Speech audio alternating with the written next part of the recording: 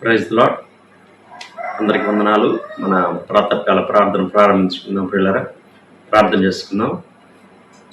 నీతిశూరుడా, న్యాయవంతుడా, యథార్థవంతుడా, గొప్ప దేవ, మహోన్నతుడా, యేసయ్యా మీకే స్తుతులు స్తోత్రాలు వందనాలు ఆచరించుకుంటున్నాను. ఆయన దేవా, మా స్తుతులకు పాత్రుడు నీవే, అందరూ బట్టి మీ స్తోత్రాలు ఆచరించుకుంటున్నాం.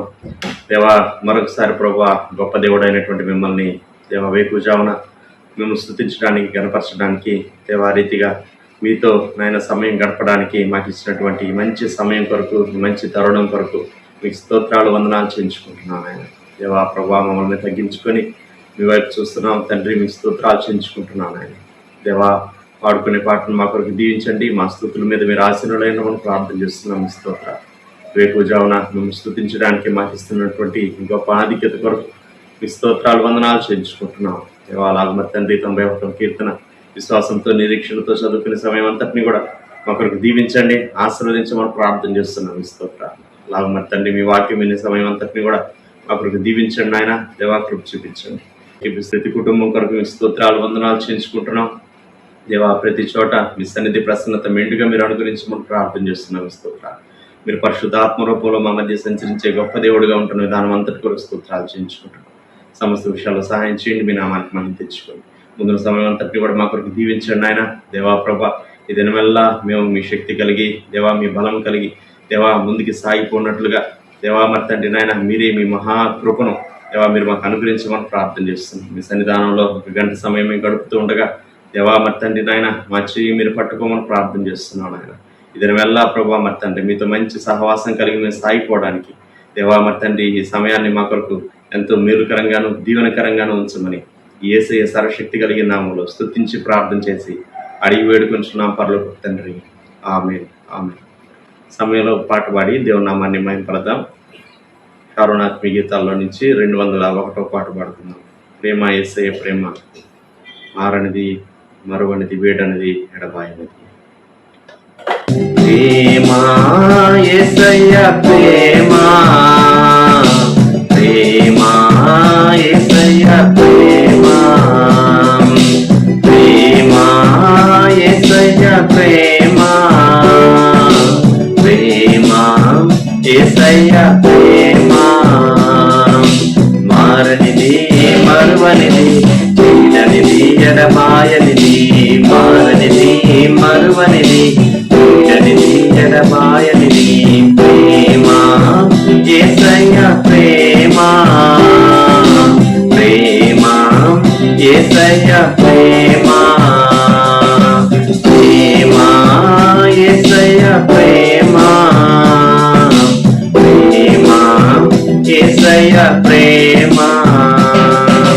నేను మరచిన గాని నన్ను మరువనన్న ప్రేమ, నేను విడచిన గాని నన్ను విడువనన్న ప్రేమ, నేను మరచిన గాని నన్ను మరువనన్న ప్రేమ, నేను విడచిన గాని నన్ను విడువనన్న ప్రేమ, నే పడిపోతుంటే పట్టుకున్న ప్రేమ, తన కృపలో నన్ను దాచుకున్న ప్రేమ, నే పడిపోతుంటే పట్టుకున్న ప్రేమ, తన కృపలో నన్ను దాచుకున్న ప్రేమ. ప్రేమ యేసయ్య ప్రేమ, ప్రేమ యేసయ్య ప్రేమ, ప్రేమ యేసయ్య ప్రేమ, ప్రేమ యేసయ్య ప్రేమ. తల్లి మరచిన గాని నన్ను మరువనన్న ప్రేమ, తండ్రి విడిచిన గాని నన్ను విడువనన్న ప్రేమ, తల్లి మరచిన గాని నన్ను మరువనన్న ప్రేమ, తండ్రి విడిచిన గాని నన్ను విడువనన్న ప్రేమ, నేనేడుస్తుంటే ఎత్తుకున్న ప్రేమ, తన కౌగిట్లో నన్ను హత్తుకున్న ప్రేమ, నేనేడుస్తుంటే ఎత్తుకున్న ప్రేమ, తన కౌగిట్లో నన్ను హత్తుకున్న ప్రేమ. ప్రేమ యేసయ్య ప్రేమ, ప్రేమ ప్రేమ యేసయ్య ప్రేమ ప్రేమ యేసయ్య ప్రేమ నేను పుట్టక ముందే ఏర్పరచుకున్న ప్రేమ నేను ఎరుగక ముందే నన్ను ఎన్నుకున్న ప్రేమ నేను పుట్టక ముందే ఏర్పరచుకున్న ప్రేమ నేను ఎరుగక ముందే నన్ను ఎన్నుకున్న ప్రేమ తన అరచేతుల్లో చెక్కుకున్న ప్రేమ ఎదలోతుల్లో నన్ను దాచుకున్న ప్రేమ తన అరచేతుల్లో చెక్కుకున్న ప్రేమ ఎదలోతుల్లో నన్ను దాచుకున్న ప్రేమ ప్రేమ యేసయ్య ప్రేమ ప్రేమ యేసయ్య ప్రేమ ప్రేమ యేసయ్య ప్రేమ ప్రేమ యేసయ్య ప్రేమ 91వ కీర్తన చదువుకుందాం పిల్లరా. మహోన్నతిని చాటు నివసించేవాడే సర్వశక్తి నీడను విశ్రమించేవాడు. ఆయనే నాకు ఆశ్రయము, నా కోట, నేను నమ్ముకున్న నా దేవుడని నేను యెహోవాను గురించి చెప్పుచున్నాను. వేటకాని ఊరిలో నుండి ఆయన నిన్ను విడిపించును, నాశనకరమైన తెగులు రాకుండా నిన్ను రక్షించును. ఆయన తన రెక్కలతో నిన్ను కప్పును, ఆయన రెక్కల క్రింద నీకు ఆశ్రయం కలుగును. ఆయన సత్యము కేడమును డాలునై ఉన్నది. రాత్రి వేళ కలుగు భయమునకైనను, పగటి వేళ ఎగురు బాణమునకైనను, చీకటిలో సంచరించే తెగులునకైనను, మధ్యాహ్నమందు పాడు చేయు రోగమునకైనను నీవు భయపడుకుందువు. నీ ప్రక్కన 1000 మంది పడినను, నీ కుడి పక్కన 10,000 మంది కూలినను అపాయం నీ ఎద్దుకు రాదు. నీవు కన్నులారా చూచుచుండగా భక్తిహీనులకు ప్రతిఫలం కలుగును. యెహోవా నీవే నా ఆశ్రయము అని నీవు మహోన్నతుడైన దేవుని నీకు నివాసస్థలముగా చేసుకుని ఉన్నావు. నీకు అపాయం ఏమీ రాదు, ఏ తెగులును నీ గుడారము సమీపించదు. నీ మార్గములన్నిటిలో నిన్ను కాపాడుటకు ఆయన నిన్ను గూర్చి తన దూతలకు ఆజ్ఞాపించును. నీ పాదములకు రాయి తగలకుండా వారిని తమ చేతుల మీద ఎత్తిపట్టుకుందరు. నీవు సింహములను, నాగుపాములను త్రొక్కెదవు, పదమ సింహములను, భుజంగములను అనగద్రొక్కెదవు. అతడు నన్ను ప్రేమించున్నాడు గనుక నేను అతన్ని తప్పించదను. అతడు నా నామం ఎరిగిన వాడు గనుక నేను అతని గనపరచదను. అతడు నాకు మొరపెట్టగా నేను అతనికి ఉత్తరమిచ్చేదను. శ్రమలో నేను అతనికి తోడై ఉండేదను. అతన్ని విడిపించి అతన్ని గొప్ప చేసేదను. దీర్ఘాయు చేత అతనిని తృప్తిపరచదను. నా రక్షణ అతనికి చూపించదను. ఆమేన్. దేవుని గ్రంథంలో నుండి మత్తయి వ్రాసినటువంటి సువార్త 13వ అధ్యాయం 1వ వచనం నుండి కొన్ని వచనాలు చదువుకుందాం. The gospel according to Saint Matthew's chapter 13 from verse 1. ఆ దినమందు యేసు ఇంటి నుండి వెళ్లి సముద్ర తీరమును కూర్చుండెను. బహుజన సమూహములు తన యొద్దకు కూడి వచ్చినందున ఆయన దోణి ఎక్కి కూర్చుండెను. ఆ జనులందరూ ధరిని నిలిచి ఉండగా ఆయన వారిని చూచి చాలా సంగతులను ఉపమాన రీతిగా చెప్పాను. ఎట్లనగా, ఇదిగో విత్తువాడు విత్తుటకు బయలు వెళ్ళాను. వాడు విత్తుచుండగా కొన్ని విత్తనములు త్రోవ ప్రక్కన పడెను. పక్షులు వచ్చి వాటిని మృంగివేశాను. కొన్ని చాలా మన్ను లేని రాతి నేలను పడెను. అక్కడ మన్ను లోతుగా ఉండనందున అవి వెంటనే మొలిచెను గాని సూర్యుడు ఉదయించినప్పుడు అవి మాడి వేరు లేనందున ఎండిపోయాను. కొన్ని ముండ్ల పొదల్లో పడిను. ముండ్ల పొదలు ఎదిగి వాటిని అణచివేశాను. కొన్ని మంచి నేలను పడి, ఒకటి 100 అంతలుగాను, ఒకటి 60 అంతలుగాను, ఒకటి 30 అంతలుగాను ఫలించాను. చెవులు గలవాడు వినుగాక అని చెప్పాను. ప్రార్థన.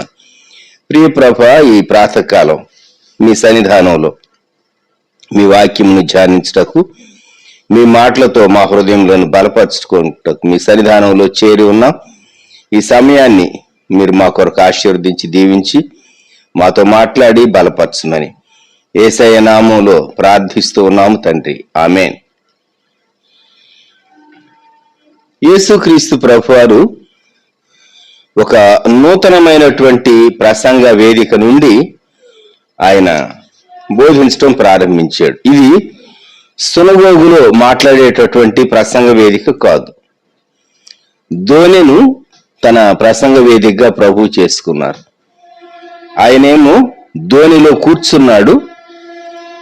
వినేటటువంటి వారేమో వారు ఒడ్డున నిలవబడి ఉన్నారు. జనులందరూ దరిని నిలిచి ఉండగా. వాస్తవంగా ఈ సీన్ ఒకసారి ఊహించుకోనండి. సముద్ర పొడ్డున అన్ని చోట్ల అంత ప్లెజెంట్ గా ఏమీ అనిపించదు. అయితే సమూహములు ప్రభు దగ్గరకు వస్తూ ఉన్నందువలన ఆయనకి ఇబ్బంది కలగకుండా దోణిలో ఎక్కి ఆ దోణి వారు తను డిస్టర్బ్ చేయనంత కొంచెం డిస్టెన్స్ మెయింటైన్ అయ్యేటట్లుగా ఆ దోణి కొంచెం దూరంలో ప్రభు దోణిలో కూర్చుని ఉండగా బయట నిలువబడినటువంటి వారు, ఒకవేళ ఓపిక లేని వారు కూర్చున్నారేమో, ప్రభు వారు బోధించడం ప్రారంభించాడు. ఇక్కడ విత్తువాన్ని గుర్చినటువంటి ఉపమానం ఇది చాలా ఫెమిలియర్ ప్యారబుల్ అని చెప్పవచ్చు. ఈ ప్యారబుల్ కు మనము SSS అని పేరు పెట్టవచ్చు. SSS sower, seed, soil. విత్తువాడు, విత్తనము, నేల. Sower, seed and soil, SSS. Yesu ప్రభు వారు మత్తయి సువార్త 13వ అధ్యాయంలో ఆయన 7 ఉపమానాలు చెప్పారు. మిగిలిన సువార్తికులు మార్కు గాని లూకా గాని మార్కు 4లో ఇదే విత్తువాని గురించినటువంటి ఉపమానం 13వ వచనం నుండి 20వ వచనం వరకు, లూకా సువార్త 8వ అధ్యాయంలో 11 నుండి 15వ వచనం వరకు ఈ విత్తువాని గురించినటువంటి ఉపమానము వ్రాయబడింది. అయితే మత్తయి సువార్త 13లో మాత్రం మనకి ఏమర్థమవుతుందంటే 53వ వచనం ప్రకారం యేసు ఈ ఉపమానములు చెప్పి చాలించిన తరువాత ఆయన అక్కడ నుండి వెళ్లి స్వదేశమునకు వచ్చి సమాజ మందిరములలో వారికి బోధించుచుండెను. 7 ఉపమానాలు ఎట్ ఎ స్ట్రెచ్ ఒకే ప్రసంగంలో ప్రభు మరి వారికి చెప్పాడు అని అనుకోవచ్చు. లేక 10వ వచనం ప్రకారం తరువాత శిష్యులు వచ్చి నీవు ఉపమాన రీతిగా ఎందుకు వారితో మాట్లాడుచూ ఉన్నావు అన్నప్పుడు శిష్యులకు వివరించాడే. ఆ తరువాత 24 ఆయన మరి ఒక ఉపమానం వారితో చెప్పాను. 31 ఆయన మరి ఒక ఉపమానం వారితో చెప్పాను. 33 ఆయన మరి ఒక ఉపమానం వారితో చెప్పాను. అలాగే 36 అప్పుడు ఆయన జనసమూహములను పంపివేసి ఇంటిలోనికి వెళ్ళగా ఆయన శిష్యులు ఆయన యొద్దకు వచ్చి. ఇలాగూ ఈ ఉపమానాలను గూర్చి మనం గ్రహించేటటువంటి విషయం, యేసుక్రీస్తు ప్రభువారు జనసమూహాలు ఉన్నప్పుడు చెప్పారు, జనసమూహాలను పంపివేసినప్పుడు చెప్పారు. జనసమూహాలకేమో ఉపమానం మాత్రమే వారు వినేటటువంటి వారు. ఉపమానం యొక్క గూఢమైనటువంటి అర్థం శిష్యులకు విశ్వసించినటువంటి వారికి అందేది. జ్ఞాపకం ఉంచుకుందాం, కొన్ని మార్లు వాక్యం చదువుతూ ఉంటారు. వాక్యం చదివేటప్పుడు వాక్యం ధ్యానించకపోతే, వాక్యం వెలిగింపు కలగకపోతే మనం అక్షరాన్ని మాత్రమే చూస్తాం. అక్షరం వెనుక ఉన్నటువంటి ఆత్మను మనం అందుకోలేం. యేసుక్రీస్తు ప్రభు ఆయనే వాక్కు, దేవుని వాక్కు, శరీరధారి అయినటువంటి వాక్యము. అందుకే పాత నిబంధన గ్రంథంలో దేవుడు సెలవిచ్చినటువంటి ధర్మ విధులు, కట్టడలు, ఆజ్ఞలు, వాటన్నిటి యొక్క ఉద్దేశాన్ని సహా, దేవుని ఉద్దేశాన్ని మనుషులకు ఆయన వెల్లడిపరిచాడు. ఇక్కడ 7 ఉపమానాలు మనము చూడవచ్చు. మత్తయి సువార్త 13వ అధ్యాయములో 3వ వచనంలో విత్తువారి గూర్చినటువంటి ఉపమానం, the parable regarding the sour. 2వ ఉపమానం మరి మంచి విత్తనములు. 24వ వచనంలో పరలోక రాజ్యము తన పొలములో మంచి విత్తనం విత్తిన ఒక మనుష్యుని పోలి ఉన్నది. అయితే శత్రువు గోధుమల మధ్య గురుగులు విత్తాడు. గుడ్ సీడ్, మంచి విత్తనాలు, సుబీజం. మూడవ ఉపమానం ఆవగింజ 31వ వచనం. పరలోక రాజ్యం ఒకటి తీసుకుని తన పొలములో విత్తిన ఆవగింజను పోలి ఉన్నది. ద మస్టర్డ్ సీడ్, ఆవగింజ. తర్వాత 4వ ఉపమానం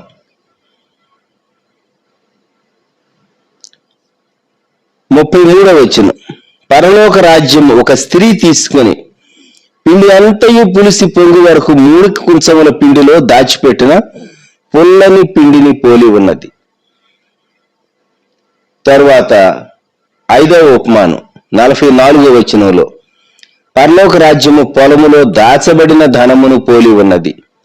6వది మంచి ముత్యములో 45వ వచనం కొన వెదకుచున్న వర్తకుని పోలి ఉన్నది పరలోక రాజ్యం.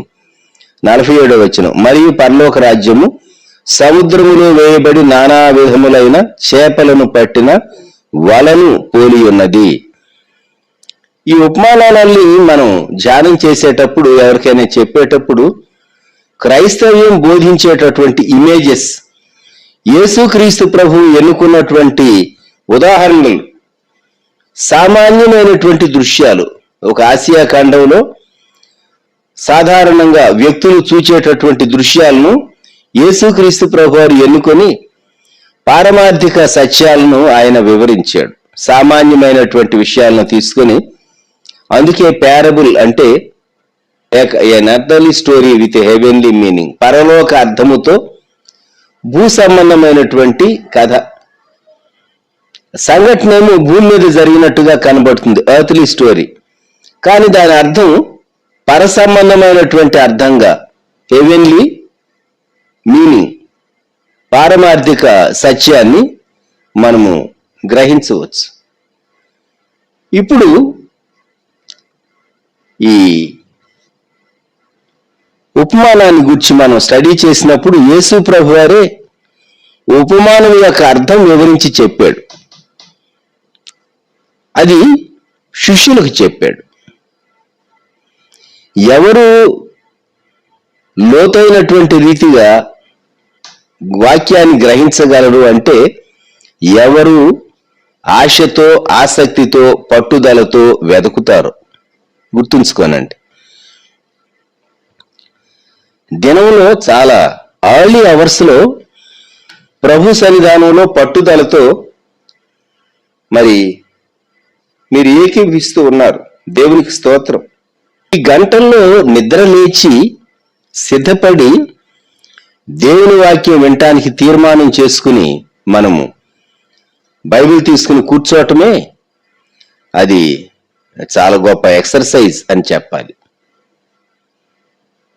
చూచారా, ప్రాతకాలంలో మన దేహం ఈ అభ్యాసానికి అలవాటైతే ఆరోగ్యపరంగా మంచిది, ఆధ్యాత్మికంగానూ మంచిది, క్షేమాన్ని కలిగిస్తుంది.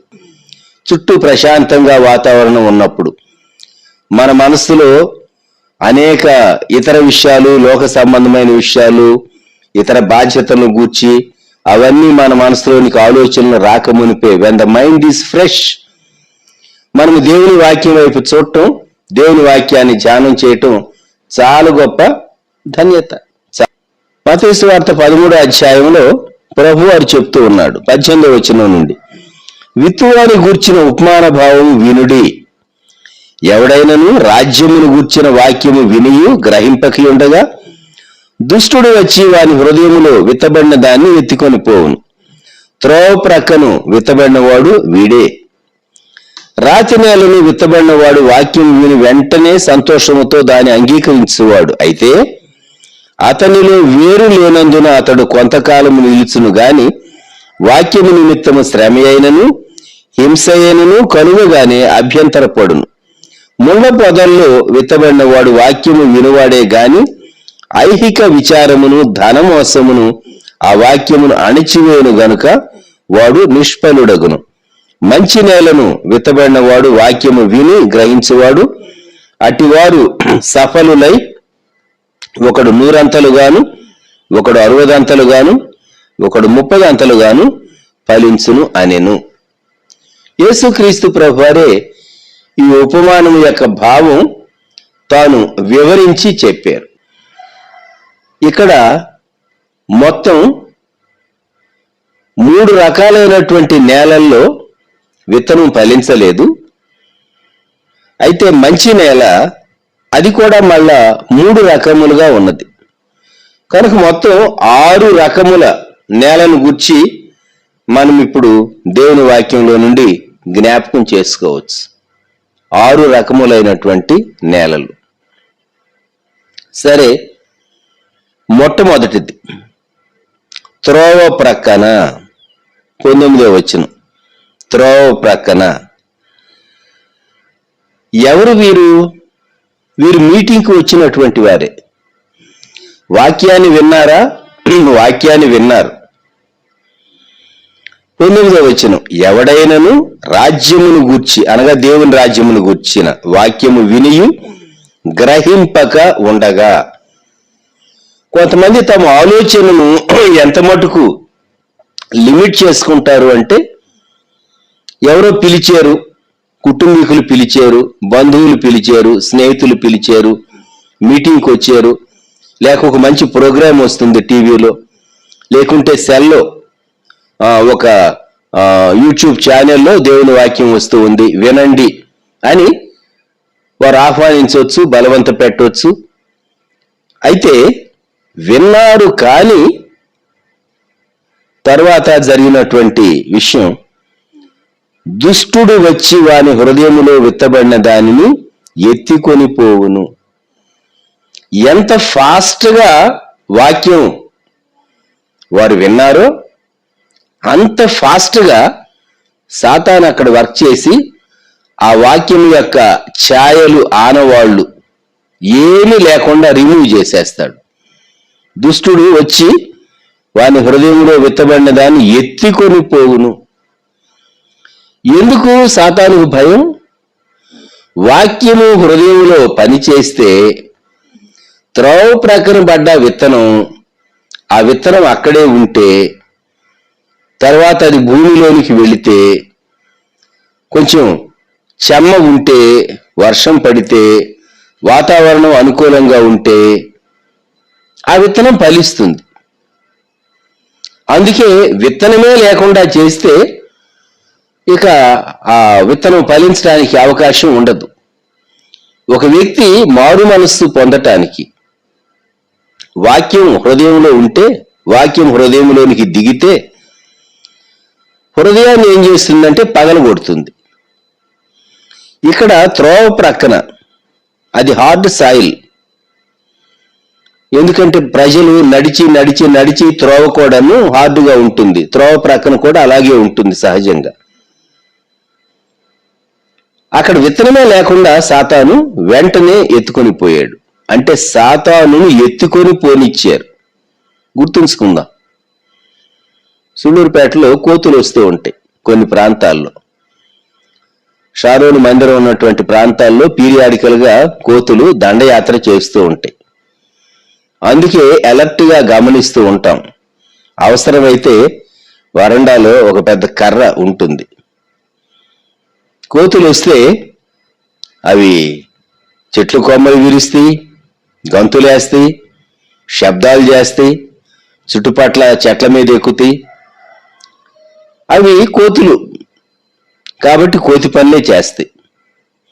సాతాను ఏం చేస్తాడు? వాక్యాన్ని ఎత్తుకొని పోతాడు. ఎందుకు?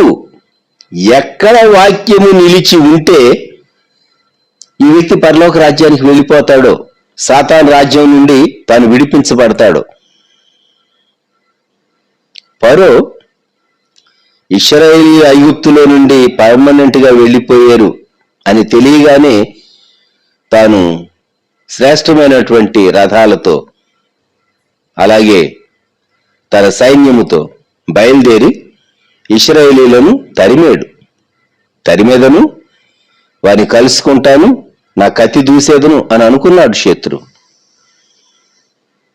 నేను వారిని తిరిగి ఐగుప్తుకు తీసుకుని వెళ్తాను అనుకున్నాడు. సాతాను యొక్క టెండెన్సీ ఎప్పుడు ఇలాగే ఉంటుంది.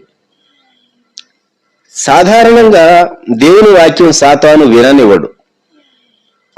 ఆ స్థితి దాటి వినటం అనేది జరిగితే వెంటనే అలర్ట్గా వాక్యాన్ని ఎత్తుకొని పోవటానికి సాతాను ఎంత రెడీగా ఉంటాడంటే, వింటే విన్నావు, మర్చిపో, ఇది ఆ పని, ఈ పని, ఆ పని, ఆ బాధ్యత, ఈ బాధ్యత, ఎన్ని జ్ఞాపకం చేసి ఆ వాక్యము నిలిచి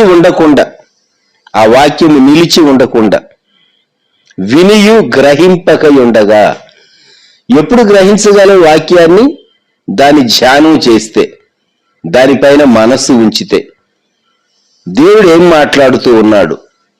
కొన్ని మార్లు మనం విన్నాము అనేటటువంటి సాటిస్ఫాక్షన్ కొరకు కాకుండా, ప్రాతకాలములో లేచేము, దేవుని వాక్యం విన్నాము అనేటటువంటి, పార్టిసిపేట్ చేసేము అనేటటువంటి సాటిస్ఫాక్షన్ కొరకు మాత్రమే కాకుండా, ఇది నిజంగా నా ఆత్మకు మేలు, క్షేమం, నాకు, నా కుటుంబానికి ఈ వాక్యం ద్వారా క్షేమం కలగాలి అనేటటువంటి పట్టుదలతో వాక్యాన్ని మనము గ్రహించాలి.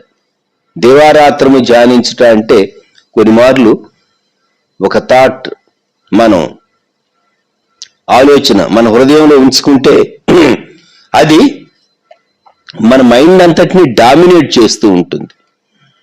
ఏ పని చేస్తూ ఉన్నా ఆ ప్రాతకాలం ధ్యానించినటువంటి వాక్యం మరలా మన ఆలోచనలోనికి వస్తూ ఉంటుంది, మన హృదయంలో ఉండి పనిచేస్తూ ఉంటుంది. వాక్యము హృదయంలో ఉంటే లోక సంబంధమైంది మనకు వ్యర్థంగానే కనబడుతుంది. అంత తేలిగ్గా లోకం నీ హృదయంలో ఎంటర్ కాలేదు. జ్ఞాపకం పెట్టుకుందాం మనం. ఇప్పుడు రెండవ పరిస్థితి, ప్రభువారు చెప్పిన మాట, రాతి నేలను విత్తబడిన వాడు వాక్యము విని వెంటనే సంతోషముతో దానిని అంగీకరించేవాడు. సువార్త సభల్లో ప్రభువుని మీరు అంగీకరించడానికి ఇష్టపడేటటువంటి వాళ్ళు చేతులు ఎత్తండి అంటే చేతులు ఎత్తారు కొందరు. లేక అంగీకరించినందుకు ఒక కార్డు ఇచ్చి సంతకం చేయండి, మేము మీ కొరకు ప్రార్థన చేస్తామంటే కార్డులో సంతకం చేస్తారు. కౌన్సిలర్స్ మిమ్మల్ని మీట్ అవుతారు, మీరు ముందుకు రండి, మీకు ప్రభువుని గురించి చెప్తారు అని ఆహ్వానించినప్పుడు తండోపు తండాలుగా ప్రజలు ముందుకు వస్తారు. డాక్టర్ బిల్లీ గ్రహం గారు సిటీ వైడ్ క్యాంపెయిన్స్ జరిగించడంలో చాలా వారు ఒక వినూత్నమైనటువంటి విధానాన్ని వారు పాటించేటటువంటి వారు. వారి క్రూసేడ్స్ను గూర్చి మనం చదివితే, ఆ క్రూసేడ్స్లో ఎవరైతే కౌన్సిలర్స్గా ఉంటారో వారు కూడా కలిసి ప్రజల సమూహంలో నుండి నడిచి స్టేజ్ దగ్గరకు వచ్చి ప్రజలను కౌన్సిలింగ్ రూమ్స్కు, కౌన్సిలింగ్ ఏరియాస్కు తీసుకుని వెళ్ళేటటువంటి వారు. ఎందుకంటే ఒక వ్యక్తి ధైర్యం తెచ్చుకొని లేచి నిలవబడి ముందుకు రావాలి అంటే చాలా స్ట్రగుల్ ఉంటుంది. జ్ఞాపకం పెట్టుకోండి. వాక్యము విని సంతోషంతో అంగీకరిస్తారట. కొన్ని మార్లు ప్లాట్ఫామ్ మీద ఉన్నటువంటి బోధకులు, స్టేజ్ మీద ఉన్నటువంటి బోధకులు ఏమనుకుంటారంటే, కౌన్సిలర్స్ ఇంతమంది నంబర్ అని వారికి ఐడియా ఉంటుంది. ఆ నంబర్ను మినహాయిస్తే మిగిలినటువంటి ఆ గ్రూప్స్ను లేకుంటే గుంపులను చూచినప్పుడు ఎంతమంది వచ్చారో రఫ్గా అంచనా వేయగలరు. ఈ రోజుల్లో ఉన్నట్టు ఈ గొప్ప అధునాతనమైనటువంటి టెక్నాలజీ లేకపోయినా ఫొటోస్ తీసేటటువంటి ప్రక్రియ ఆ కాలంలో కూడా ఉండేది కదా కొంత మట్టుకు. అయితే ఎప్పుడైతే ప్రజలు మూవ్ అయి ముందుకు వస్తారో సంతోషంగా వారు కౌన్సిలింగ్ రూమ్లో కూర్చుని వారి సందేహాలన్నీ తీర్చి వారి కొరకు ప్రార్థన చేసేటప్పుడు, రక్షణ నిశ్చయిత దాని గురించి వారికి చెప్పేటప్పుడు నిజంగా కౌన్సిలర్స్ చాలా ప్రయాసపడతారు. విన్నటువంటి వారు ఈ రాతి నేలను విత్తబడినటువంటి వారు సంతోషంతో అంగీకరించారు. కానీ 21వ వచనం, వేరు లేనందున అతడు కొంతకాలము నిలుచును గాని వాక్యము నిమిత్తము శ్రమ అయినను హింస అయినను కలుగగానే అభ్యంతరపడును. సో కొద్ది కాలమే విన్నారు, సంతోషంగా వచ్చారు. కొంతమంది తీర్మానం చేసుకున్న తర్వాత కొద్ది మాసాలు లేక కొద్ది వారాలు దేవుని సన్నిధానానికి వస్తారు. ఆ తర్వాత మరలా కనబడరు. మరలా ఎంక్వైరీ చేసినా, మనం తెలుసుకున్నా, కబురు చేసినా, ఫోన్ చేసినా వారు ఏమంటారంటే చాలా కష్టాలు వచ్చినవండి, శ్రమ కలిగిందట, హింస కలిగింది అని వ్రాయబడింది. వాక్యము నిమిత్తము శ్రమ అయినను హింస అయినను కలుగగానే.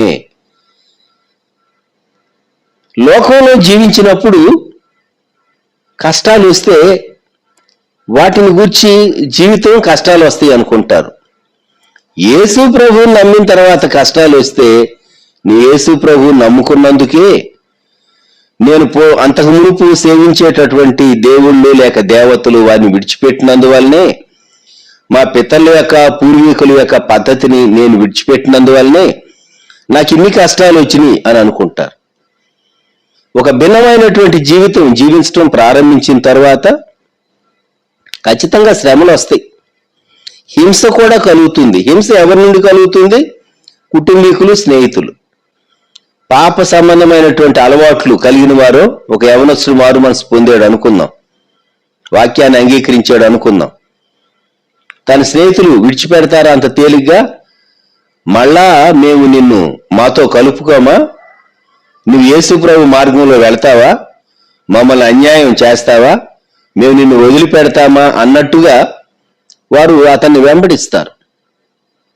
శ్రమ గాని హింస గాని. ఖచ్చితంగా ప్రభువును అంగీకరించినటువంటి వారు ఈ దశలో నుండి వెళ్ళేటటువంటి పరిస్థితి కొందరికి ఖచ్చితంగా సంభవిస్తుంది. రాతి నేల అనుభవం. వీరు అభ్యంతర పడతారు, ఇంకా వీరు వెనుకకు లోకములోనికి వెళ్ళిపోతారు. సరే, ఇంకొక రకమైనటువంటి నేలను గూర్చి ప్రభువారు చెప్పిన మాట 22వ వచనం, ముండ్ల పొదలలో విత్తబడిన వాడు వాక్యము వినువాడే గాని ఐహిక విచారమును ధనమోసమును ఆ వాక్యమును అణచివేయును గనుక వాడు నిష్ఫలుడగును. ఈ సాయిల్ మంచిదే, ఈ సాయిల్ ఫెర్టైల్ సాయిల్ చెప్పాలంటే సారవంతమైన నేల.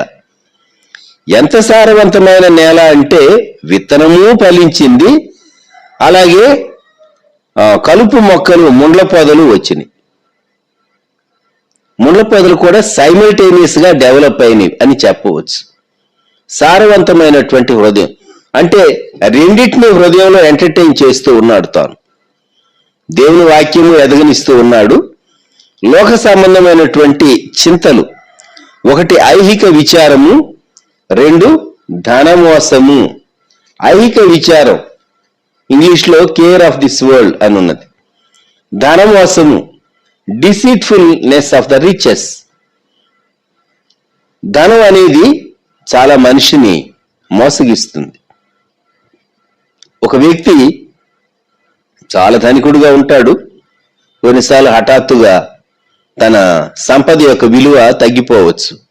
స్టాక్ మార్కెట్స్ వచ్చినాయి కదా ఈ రోజుల్లో.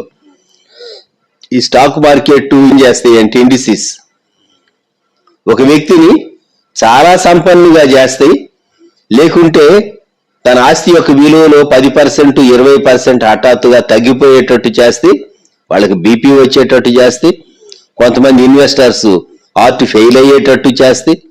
ధనమోసం. కొన్ని మార్లు డీవాల్యుయేషన్ ప్రకటించినప్పుడు, డిమానిటైజేషన్ చేసినప్పుడు డబ్బు స్టాక్ పెట్టుకున్నటువంటి వాళ్ళ అవస్థలు చూడాలి, చెప్పలేం. ఇండియా దేశం కూడా డిమానిటైజేషన్ ఫేజ్ లో నుండి వచ్చింది కదా గత కాలాల్లో. ఆ దినాల్లో ఆ పాత నోట్లు పలానా తేదీ తర్వాత చెల్లవు అని చెప్పిన తర్వాత బ్యాంకుల్లో మార్చుకోనండి అని చెప్పినప్పుడు ప్రజలు ఎంత శ్రమ పడ్డారో, ఎంత పెద్ద పెద్ద క్యూలు బ్యాంకుల దగ్గర ఉన్నవో మనలో చాలా మందికి ఇంకా జ్ఞాపకమే ఉన్నది. ఐహిక విచారము, ధనమోసం, care of this world and deceitfulness of riches. ఇవి వాక్యముతో సమానంగా ఎదిగినాయి. మనం లోకంలో ఉన్నాం కదండి, మరి లోకంలో ఉన్నాం కనుక ఆలోచించవద్దా? ఆలోచించాలి. కానీ ఎంతగా ఆలోచించకూడదంటే వాక్యమును అణిచివేసేటంతగా ఆలోచించకూడదు. ఐక్య విచారములు ధనమోసములు ఆ వాక్యమును అణచివేయును గనుక వాడు నిష్ఫలుడగు. నీ హృదయంలో దేవుని వాక్యం ఫలించకుండా వాక్యము అణచివేయబడేటంతగా నీ సమస్యలు, లేకుంటే నీ ఇతర విషయాల ఇతర బాధ్యతలు అవన్నీ డామినేట్ చేసేటట్టుగా నీ హృదయాన్ని అలౌ చేయకూడదు. 23వ వచనం, మంచి నేలను విత్తబడిన వాడు వాక్యము విని గ్రహించువాడు అట్టివారు సఫలులై ఒకడు 100 గాను, ఒకడు 60 గాను, ఒకడు 30 గాను ఫలించును అని. మనకు చాలా మందికి సందేహం వస్తుంది, ఎందుకు ఫలించడంలో ఇంత తేడా? కొన్ని నేలలు చాలా సారవంతమైన నేలలుగా ఉంటాయి.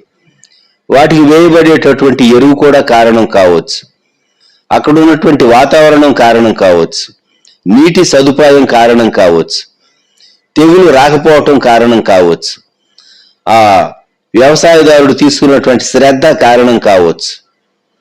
మొత్తం మీద 30 60 100.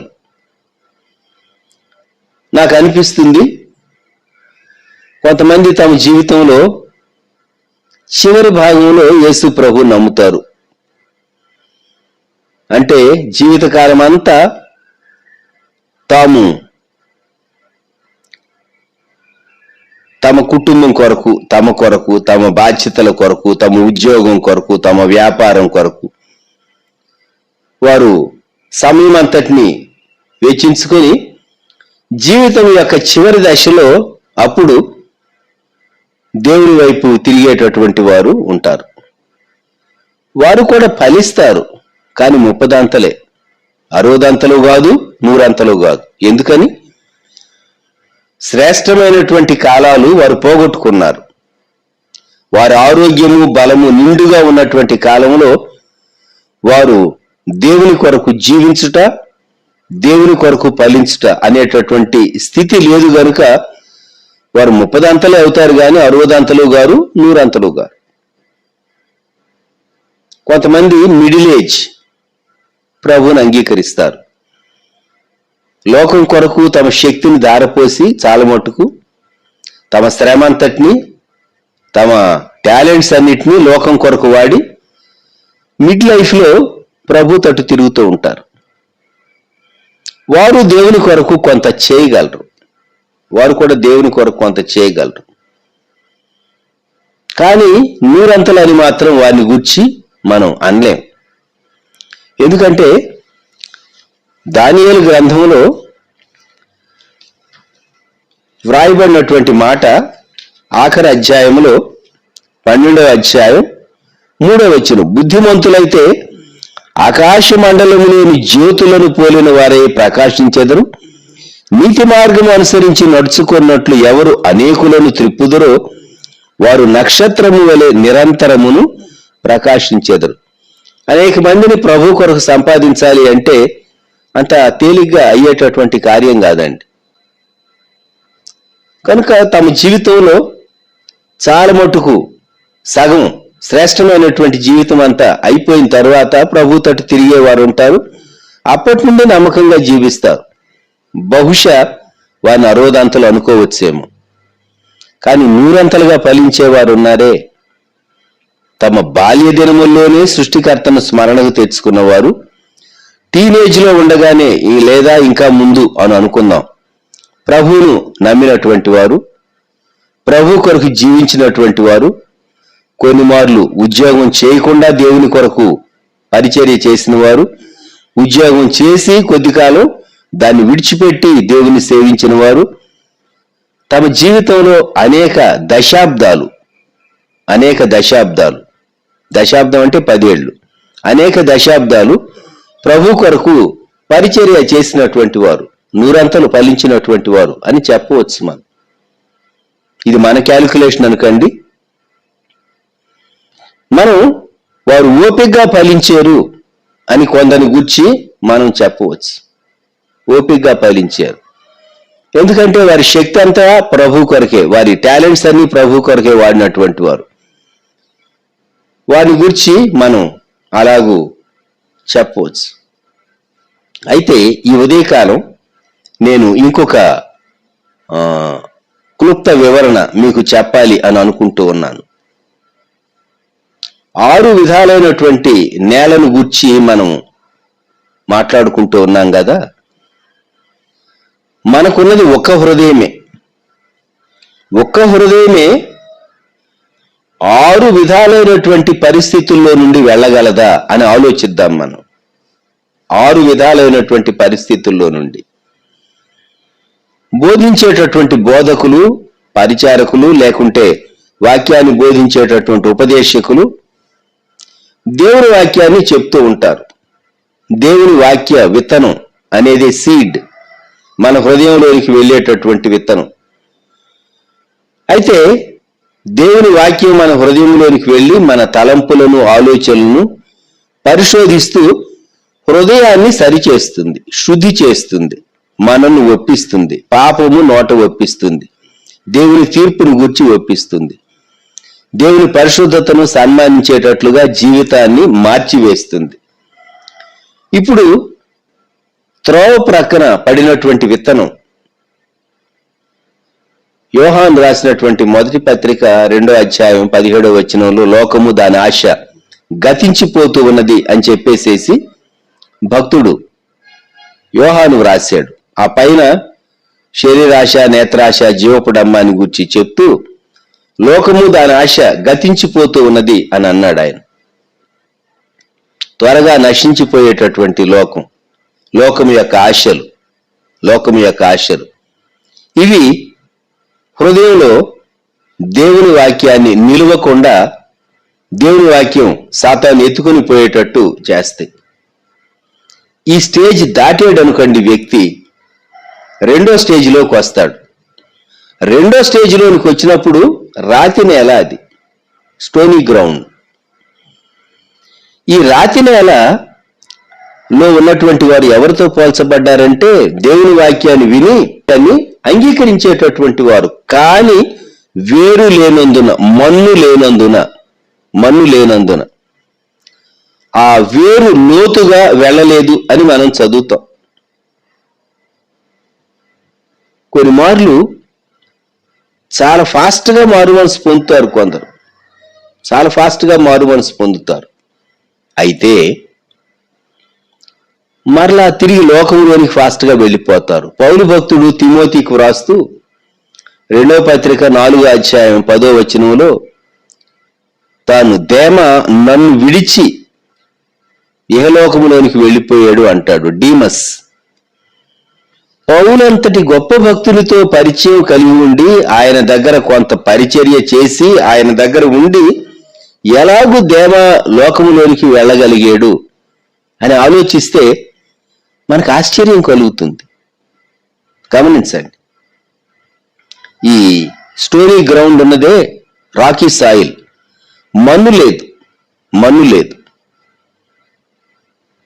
మన్ను లేనందువల్ల లోతైన రీతిగా మన్ను లేనందువలన త్వరగా ఆ వాక్యము ఎండిపోయింది, అది ఫలించలేదు, అభ్యంతరాలు కలిగినాయి. చాలా మార్లు సంఘాల్లో జరిగే విషయం చెప్తాను నేను.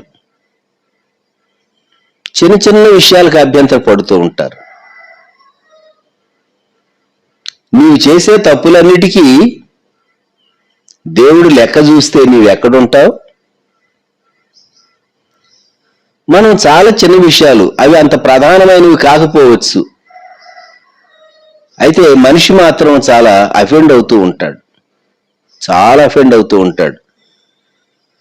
మరి మనిషి తన స్థానాన్ని ఎందుకు ఎక్కువ ఊహించుకుంటాడో తెలియదు. దేవుని ముందా నువ్వు ఊహించుకునేది? దేవుని సంఘంలోనా? లోకంలో, సొసైటీలో, అడ్మినిస్ట్రేషన్లో ప్రోటోకాల్ అనేటటువంటి ఒక నిబంధన ఉంటుంది. దాని ప్రకారం గౌరవించబడటానికి మనుషులు వాళ్ళు కోరుకుంటారు. సంఘం అలా కాదు. నీవు దేవుని సన్నిధికి, దేవుని సహవాసానికి వచ్చినప్పుడు నీవు ఒక విశ్వాసినిగా మాత్రమే ఉంటావు. జ్ఞాపకం పెట్టుకోవాలి. దేవుడు వారికి ఇచ్చిన బాధ్యతలు, సంఘంలో ఆయా బాధ్యతలు లేకుంటే అప్పగించబడినటువంటి వారు వాటిని నెరవేరుస్తూ ఉంటారు. నేను లోకంలో చాలా గొప్ప వ్యక్తిని గనుక సంఘంలో కూడా నేను చాలా గొప్ప వ్యక్తిని అని ఎవరైనా అలాగూ తలంచితే వారికి బైబిల్ అర్థం కాలేదన్నమాట. గుర్తుంచుకోండి. చాలా మార్లు వ్యక్తి తాను తన జీవితంలో లోతైనటువంటి అనుభవం లేనందువలన దేవుని సంఘంలో హెచ్చించుకోవడానికి కొన్ని మార్లు ప్రయత్నం చేసి ఆధ్యాత్మికంగా నష్టపోయేటటువంటి వాళ్ళు కనబడుతూ ఉంటారు. జ్ఞాపకం పెట్టుకోండి.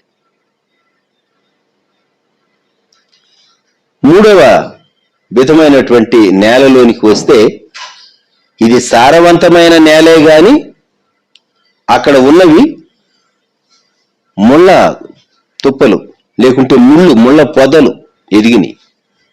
ముళ్ళ పొదలు ఎదిగినాయి. ఎందుకు ఎదిగినాయి? లోకంలో ఉన్నాం కదండి, భుజించాలి కదా, సంపాదించాలి కదా, కుటుంబాన్ని పోషించాలి కదా, ఆయా బాధ్యతలు ఉన్నాయి కదా, వ్యాపారం చేయాలి కదా, గృహిణిగా బాధ్యతలు ఉన్నాయి, కుటుంబ యజమానునిగా బాధ్యతలు ఉన్నాయి, ఇలాగూ ఎన్నో రకాలైనటువంటి బాధ్యతలు ఉన్నాయి. నిజమే, ఈ బాధ్యతలన్నీ గొప్పవే. కానీ వీటిని గూర్చి విస్తారంగా ఆలోచిస్తే ఈ విస్తారమైనటువంటి ఆలోచనలు దేవుని వాక్యాన్ని అణిచివేస్తాయి. జ్ఞాపకం పెట్టుకుందాం మనం. అణిచివేస్తాయి. ఐహిక విచారము, ధనమోసం. ఈ భాగాన్ని గురించి ఆలోచిస్తూ ఉంటే పరలోకంకి వెళ్ళిన తర్వాత కొంతమంది సిస్టర్స్ షాకు గురవుతారు అని నాకు అనిపించింది. జాగ్రత్తగా వినండి, ఎందుకు షాకు గురవుతారు. ప్రకటన గ్రంథం 21వ అధ్యాయం పరలోక పట్టణాన్ని గూర్చి వ్రాయబడినటువంటి మాట 21వ వచనం చివరి భాగం.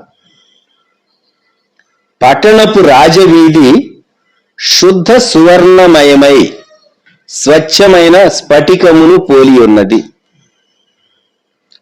పరలోక పట్టణంలో వీధులు బంగారంతో ఉన్నాయి. ఇప్పుడు భూమి మీద ఉండగా బంగారు, గోల్డ్ అనేటటువంటి ఒక లోహం ఉన్నదే, దానిని బహుగా ప్రేమిస్తారు స్త్రీలు. విశ్వాసులైన వారు సహా బహుగా ప్రేమించేవారు కోకొల్లలుగా ఉన్నారు. తెల్లోళ్ళు అంత ప్రేమించర్లేండి. తెల్లోళ్ళకి బంగారు పిచ్చి ఉండదు. మన ఇండియా దేశస్తులకు ఉన్నదే. ప్రపంచంలో బంగారం దిగుమతి చేసుకునేటటువంటి దేశాల్లో ఇండియా యొక్క స్థానం అగ్రస్థానంలోనే ఉంది. ఇండియా బాగా ఇంపోర్ట్ చేసుకుంటూ ఉంటాం. బంగారాన్ని ఎంత ప్రేమిస్తారో చెప్పలేం.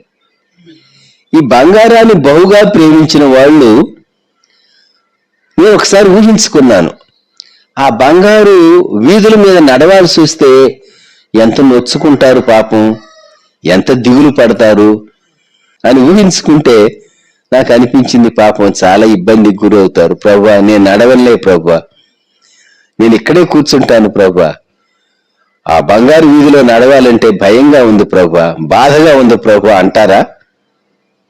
కొన్ని మార్లు ధనమోసం అనేది ఐహిక విచారం, చాలా భయంకరమైనటువంటి విషయం. మరి దీనిని జయించడానికి యేసు ప్రభువారు కొండ మీద ప్రసంగంలో చెప్పినటువంటి చక్కని విషయం మత్తయి సువార్త 6వ అధ్యాయంలో 31వ వచనం.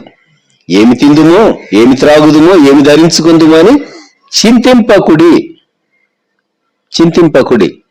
ఈ ముళ్ళ పొదలు, చింత, కేర్ ఆఫ్ దిస్ వరల్డ్, లోక చింతలు ఉదయం నుండి సాయంకాలం వరకు బహుగా చింతిస్తూ ఉంటారు. దేవుడిచ్చిన ఆలోచన వస్త్రాల గురించి, వంటల గురించి, భోజనాల గురించి, ఇంటిని గురించి, అదేనా ఆలోచన? అది కొంత మట్టుకే ఉండాలి. అయితే పర సంబంధమైన, ఆత్మ సంబంధమైన, దైవ సంబంధమైన, పరలోక సంబంధమైన దేవుని గూర్చినటువంటి చింత నీకు అక్కర్లేదా? ఆలోచించుకో ఈ ఉదయకాలం. సరే, ఇప్పుడు 30 60 100 ఫలించినటువంటి వారిని గూర్చి లూకాసు వార్త 8వ అధ్యాయంలో ఇదే ఉపమానం లూకా రికార్డ్ చేసినటువంటి విషయం. 8వ అధ్యాయం 15వ వచనంలో ప్రభు చెప్పిన మాట, మంచి నేలను ఉండు విత్తనమును పోలిన వారు ఎవరనగా యోగ్యమైన మంచి మనసుతో వాక్యం విని దానిని అవలంబించి ఓపికతో ఫలించువారు. ఓపికతో అనే మాట ఇక్కడ మనం గమనించాలి. ఓపికతో ఫలించేవారు. మీకు సందేహం రావచ్చు, ఎందుకండి 30, 60, 100 అని? మరి తేడాలు ఉన్నాయి. యాకోబు యొక్క కుమారులు, ఇశ్రాయేలు యొక్క కుమారులు 12 మంది ఉన్నారు. 12 మందిలో జోసెఫ్ను గూర్చి యోసేపు ఫలించేడి కొమ్మ, ఊట యొద్ద ఫలించేడి కొమ్మ అని ఉన్నది. మరి మిగిలినటువంటి వారు కూడా గోత్రకర్తలే. వారి జీవితం యోసేపు జీవితం వంటి శ్రేష్టమైన జీవితంగా అన్ని దశల్లో ఉన్నదా? ఖచ్చితంగా లేదు అని చెప్పవలసి వస్తుంది. మనం ఒప్పుకోవాలి. వారు పరలోకం చేరారా? చేరారు. కనుక పరలోకంలో గోత్రాలు కనబడుతూ ఉన్నాయి.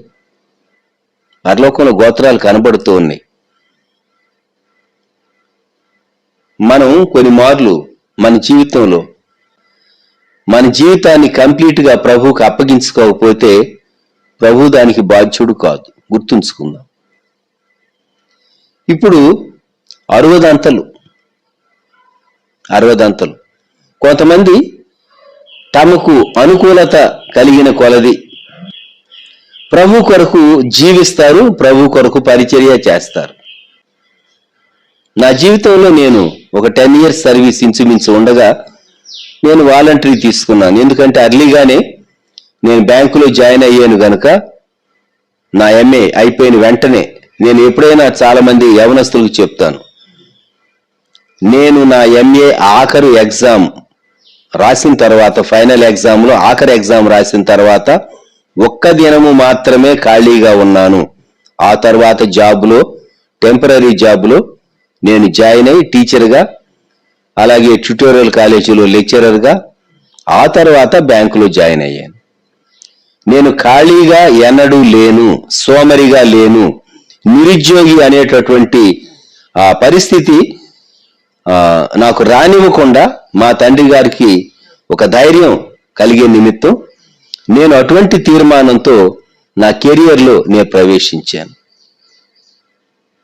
అందువల్ల నేను VRS తీసుకోవటానికి నాకు అవకాశం కలిగినప్పుడు దేవుని కృపను బట్టి 22 yearsకే బ్యాంకులో జాయిన్ అయ్యి 27 years పనిచేసి 50 ఏళ్ళు నిండక మునుపు నేను ఫుల్ టైంలోకి రాగలిగాను. అంతకు ముందు రావాలని నేను ఆశపడ్డాను. 40 ఏళ్లకే 40 ఏళ్ళు నిండవచ్చినప్పుడు మోషే తాను నాయకత్వ బాధ్యత వహించాడు. ప్రభువా 40 ఏళ్లకే ఫుల్ టైంలోకి రావాలి అని నేను ఆశించాను, కానీ పరిస్థితులు అనుకూలించలేదు. మా తండ్రి గారి సమ్మతి ఖచ్చితంగా నేను తీసుకోవాలి అనేది నా మనసులో నేను వ్రాసుకున్నాను. కనుక అది 50 ఏళ్ళు నిండక మునుపు నాకు పరిస్థితులు అనుకూలించినవి, మా తండ్రి గారు సమ్మతించారు. అప్పుడు ధైర్యం చేయగలిగాను. అప్పటికి నేను VRS తీసుకునే సమయానికి యూనిస్ ఇంటర్మీడియట్ మాత్రమే అయిపోయింది. అంతే, బిడ్డలెవరూ కాలేజీకి రాలేదు. ఇంకా నా ముందున్నటువంటి బాధ్యతలు, బిడ్డల యొక్క స్టడీస్, హయ్యర్ స్టడీస్ అనేది చాలా ఒక పెద్ద ప్రాజెక్టే. అయితే బ్యాంకు డబ్బు ఇచ్చింది అనుకోండి, VRS తీసుకున్నప్పుడు గోల్డెన్ హ్యాండ్ షేక్ అని దాన్ని పిలిచారు. రిటైర్మెంట్ బెనిఫిట్స్ అవన్నీ భవిష్యత్తులో బిడ్డల యొక్క స్టడీస్ కొరకు వాడటానికి చాలినంత సమృద్ధిగానే దేవుడు ఇచ్చాడు, కాదని చెప్పను. కానీ సరిగ్గా బ్యాంకు నుండి బయటికి వచ్చిన తర్వాత హైదరాబాద్లో నేనున్న ఏరియాలోనే ఇంకొక నా పేరు కలిగినటువంటి ఇంకో బ్రదర్ ఉండేవాడు. ఆయనేమో LJ ప్రభుదాస్ గారు, నేనేమో M ప్రభుదాస్. సిటీలో చాలా మందికి బ్రదర్ ఎల్జే ప్రభుదాస్ గారు కూడా తెలుసు. ఎల్జే ప్రభుదాస్ గారు చెప్పేవాడు నాతో, బ్రదర్ మనం బ్యాంకు నుండి విఆర్ఎస్ తీసుకుని బయటకు వచ్చాం, సరిగ్గా మన శాలరీస్ డబ్బులు అయినాయి బ్రదర్ అని చెప్పేవాడు. పర్వాలేదు, ప్రభు కొరకు మనం నష్టపరచుకోగలిగాం, దేవునికి స్తోత్రం. నూరంతలని చెప్పలేం, అది 30 60 తెలియదు. 60 కూడా నేను ధైర్యంగా చెప్పను, కానీ ఒకటి మాత్రం చెప్పగలం, ప్రభు నడిపిస్తూ వచ్చాడు, బలపరుస్తూ వచ్చాడు. 100 ఉన్నారే, 100. వీరు దేవుని కొరకు చాలా తమను తాము అప్పగించుకున్నటువంటి వారు, డెడికేట్ చేసుకున్నటువంటి వారు. అటువంటి వారు అక్కడక్కడ కనబడతారు. కొంతమంది భక్తుల జీవితాలు మీరు స్టడీ చేయండి. చాలా ఎర్లీగా తమను తాము ప్రభువుకు సమర్పించుకొని, లోకం గుర్తించినా గుర్తించకపోయినా, మనుషులు విమర్శించినా ఏదీ లెక్క చేయకుండా దేవుని కొరకు తాము అప్పగించుకుని వారు విశ్వాసంతో పరిచర్య చేసేవారు. వారు 100. నేను 100 ఫలిస్తున్నానని చంకలు కొట్టుకొని అక్కర్లా అనుకో, రానే రాదు. చాలా ఉన్నతమైనటువంటి విద్యను అభ్యసించి చాలా మంచి జాబులో ఉండి ఆ జాబును వదిలేసేసి ప్రభు పిలుపుని బట్టి పరిచర్యకు వచ్చినటువంటి వాళ్ళతో పోల్చుకుని నేను వాళ్ళతో సమానుడు అని నీవు అనుకోవచ్చు, కానీ దేవుడు అనుకుంటాడా? దేవుడు అంటాడా? దేవుని కోణంలో నుండి ఒకసారి చూడు. ఫలించడంలో కూడా 30 ఉన్నది, 60 ఉన్నది, 100 ఉన్నది. నీ సమర్పణను బట్టి, నీ విధేయతను బట్టి, నీవెంతగా ప్రభు కొరకు అప్పగించుకుంటావు అనే దాన్ని బట్టి నీవు ఫలిస్తావు. ఈ ఉదయకాలంలో ప్రియమైనటువంటి వాళ్ళారా, మనకు పరిచయమైనటువంటి విత్తు వారిని గుర్చినటువంటి ఉపమానం, the parable of the sower, విత్తేటటువంటి వారిని గుర్చినటువంటి ఉపమానంలో 6 రకాల నేలలు ఉన్నాయి.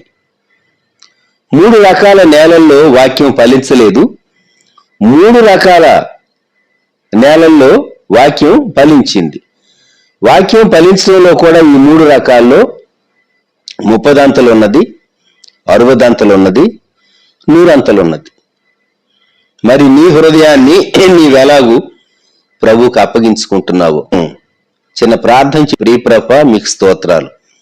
ఈ దిన వాక్య భాగంను మా కొరకు దీవించి మా హృదయములలో విత్తువాని గూర్చినటువంటి ఉపమానం లోతైన రీతిగా మేము ఈ దినమంతా ఆలోచించుటకు సహాయం చేయమని మరొకసారి మమ్ములను, మా కుటుంబాలను, మా కలిగిన వారిని మీకు అప్పగించుకుంటూ మానవ అందుబాటులో విత్తబడిన వాక్యమునకు నీరు కట్టి ఫలింపు చేయమని యేసయ్య నామములో వేడ్చు ఉన్నాము తండ్రి, ఆమెన్. ప్రభువైన యేసుక్రీస్తు వారి కృప, దేవుని ప్రేమ, పరిశుద్ధాత్ముని అన్యోన్య సహవాసం సదాకాలం సంఘమునకు తోడై ఉండును గాక, ఆమెన్. ప్రభు నామములో మీకు అందరికీ వందనాలు.